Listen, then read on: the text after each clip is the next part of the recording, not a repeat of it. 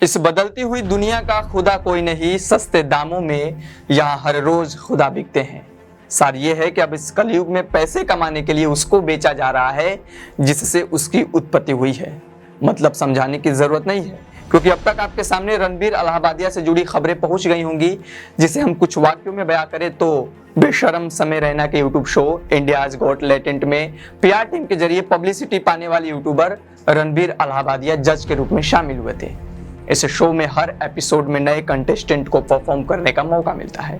Contestant को talent दिखाने के लिए सिर्फ 90 सेकंड का समय दिया जाता है। बाद में जजेज उससे सवाल भी करते हैं और ये जो सवाल पूछे जाते हैं वही इस शो का यूएसपी है। दरअसल जिस कॉमेडी को आप हंसी ठहाके वाली खुशियों के सागर के रूप में देखते हैं, उस कला से यहाँ एकदम उलट कॉमेडी दिखाई जाती है, क्योंकि यहाँ गाली गलौज और उन शब्दों का इस्तेमाल किया जाता है जिसे सुन खुद अश्लील शब्द भी शर्मा जाएगा।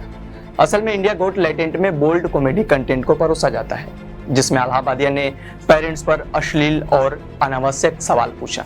ये सवाल क्या था हम शब्दों की मर्यादा रखते हुए नहीं बता सकते, क्योंकि इसमें सेक्स की बात की गई है। ये एपिसोड 8 फरवरी को यूट्यूब पर अपलोड किया गया। एपिसोड आते ही इस पर विवाद शुरू हो गया। कई जगहों पर इस मामले में एफआईआर लिखवाई गई। मामला संसद के जरिए अब कोर्ट तक जा पहुंचा है। और सबसे बड़ी बात यह है कि भारत के शीर्ष न्यायालय के चीफ जस्टिस संजीव खन्ना की बेंच इस मामले की सुनवाई करेगी, जिसको लेकर अर्जेंट हियरिंग की मांग की गई थी। और इसी हियरिंग को देखते हुए रणबीर अलाहाबादिया के वकील अभिनव चंद्रचूड़ कोर्ट पहुंचे। चंद्रचूड़ साहब का कहना था कि रणबीर को अर्जेंट हियरिंग से राहत दी जाए। हालांकि सुप्रीम कोर्ट ने रणबीर को राहत देने से इनकार कर दिया। अब सबसे बड़ा सवाल है कि जिस मामले को लेकर रणबीर को कोर्ट तक घसीटा गया है, क्या उस शो में पहली बार ऐसे गंदे शब्दों का इस्तेमाल किया गया है? इसका जवाब है नहीं, क्योंकि इस शो को आज से करीब 7 महीने पहले एक सभ्य पत्रकार के असभ्य बेटे समय रैना ने शुरू किया था, जिसमें हर रोज गंदी गंदी गालियों से बातचीत होती आई है और भारत के कई यूट्यूबर इसका हिस्सा भी बन चुके हैं। अब आपके सामने एक और सवाल होगा। जिस शो की स्थापना आज से 7 महीने पहले की गई थी और जिसमें हर रोज गाली गलौज गंदी बातें की जाती है, उसे अब लोग बंद करने की बात क्यों करने लगे? इसका जवाब मात्र एक नाम है, वो है रणबीर अलाहाबादिया। असल में रणबीर अलाहाबादिया को प्रधानमंत्री मोदी 2024 में नेशनल क्रिएटर्स अवार्ड दे चुके हैं। इस गंदी सोच वाले इंसान को भारत मंडपम में डिसरप्टर ऑफ द ईयर का अवार्ड मिला था और इसी इंसान ने अब अपने अंदर की गंदगी को सबके सामने उजागर करके ये बता दिया कि रणबीर की फितरत कैसी है। हालांकि इस सम्मान को देखने के बाद आज देश के लोग शायद यही सोच रहे होंगे कि यदि इस इंसान की गंदी सोच पहले उजागर हो गई होती तो शायद कोई दूसरा इस अवार्ड के काबिल होता।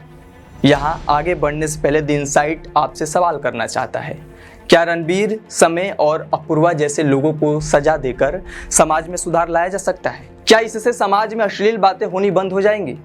हम यहाँ साफ कर देना चाहते हैं कि द इनसाइट रणबीर अलाहाबादिया, समय रैना और अपूर्वा मखीजा जैसे बेशर्म लोगों के बचाव के पक्ष में नहीं है, बल्कि हम इनको लेकर कड़ी से कड़ी सजा की मांग कर रहे हैं, जो सवालों के घेरे में है। क्योंकि इन्हें सजा देने का काम कौन करेगा? क्या वो कोर्ट करेगा, जिसके फैसले के तहत ये बताया जाता है कि सार्वजनिक जगहों पर लड़कियों का छोटे कपड़ा पहनना अपराध नहीं है?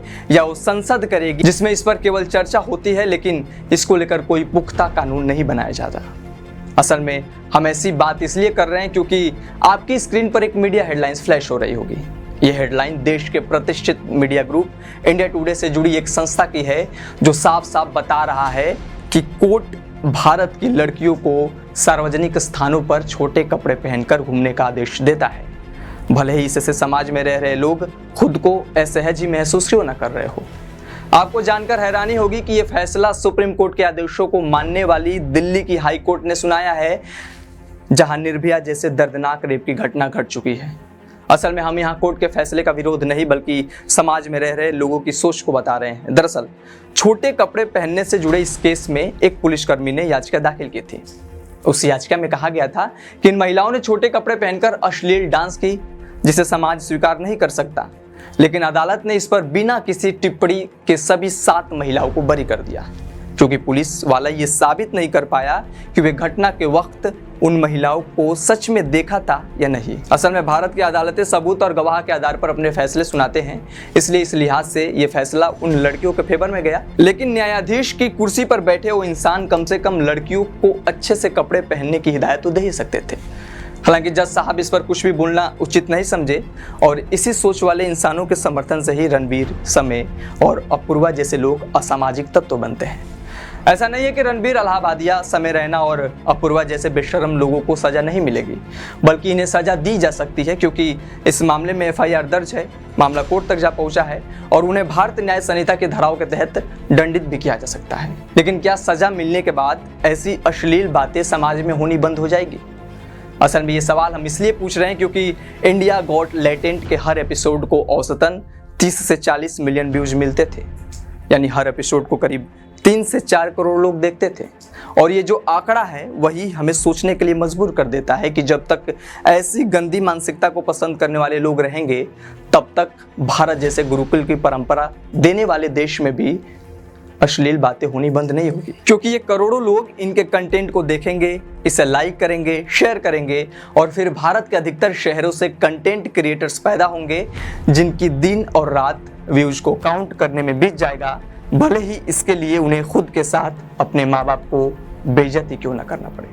बहरहाल अश्लीलता की प्रकाष्ठा को तोड़ने वाले रणबीर, समय और अपूर्वा से जुड़े केस को संस्कृति विभाग के हवाले कर दिया गया है। इसलिए इन लोगों की सजा की मांग करते हुए हम आपसे यही कहना चाहेंगे कि समाज को सभ्य देखना है तो सबसे पहले आप खुद को बदलिए।